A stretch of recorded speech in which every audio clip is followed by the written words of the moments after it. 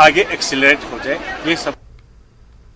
लेह के महाबोधि रिहायशी स्कूलों ने रोबोटिक एग्जीबिशन का एहतमाम किया। एग्जीबिशन का नाम robo craft image innovate inspire था।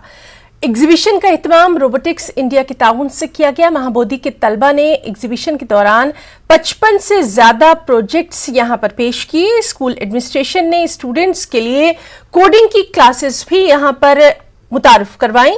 Doctor Safdar Ali, director school education Ladakh, मेहमान खुसूसी रहे। एग्जीबिशन में मुख्तलिफ ममालिक के अलावा नई दिल्ली और बेंगलुरु के भी खास मेहमान शामिल रहे। Jule, and I'm in 7th standard from Mahabodhi Residential School. So our experience of participating in robotic was such a wonderful, क्योंकि हमें यहाँ पर बहुत कुछ सीखने को मिला। पहले हमने रोबोट सिर्फ मोबाइल और इंटरनेट में देखा, अब हम प्रैक्टिकली कर रहे, तो we are so grateful for that. तो मैं सभी टीचर्स को थैंकफुल करना चाहूँगी, क्योंकि इस जनरेशन में ऐसा कुछ मतलब हमें करने को मिल रहा है। So we are so thankful for that. That's all, thank you. So today I would like to share some of my experience of robotics that has been going on in our school.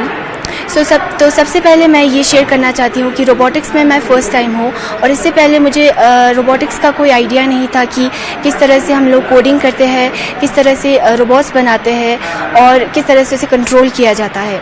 लेकिन इसके बाद मुझे बहुत कुछ experience हुआ। First of all तो मैं बहुत ही नर्वस थी कि किस तरह से इसे कोड करना चाहिए, and with the guidance of the teachers I truly learned a lot of things, how to code and blogging and all those things. I truly learned a lot of things, and I would like to thank all the teachers for their great support. I was here in Leh for a month-long training on robotics in Mahabodhi Residential School. I'd just like to share my experience in the school. So it has been a wonderful 1 month training for